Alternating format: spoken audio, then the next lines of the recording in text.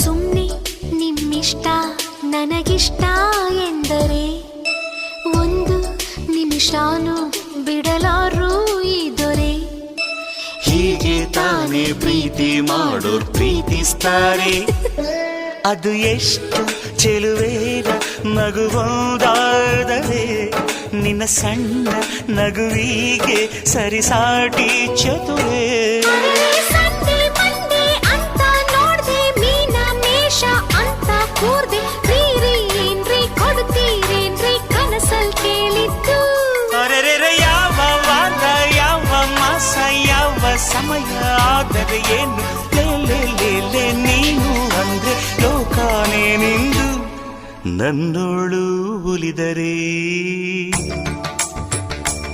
ಶಾಂತಲೇ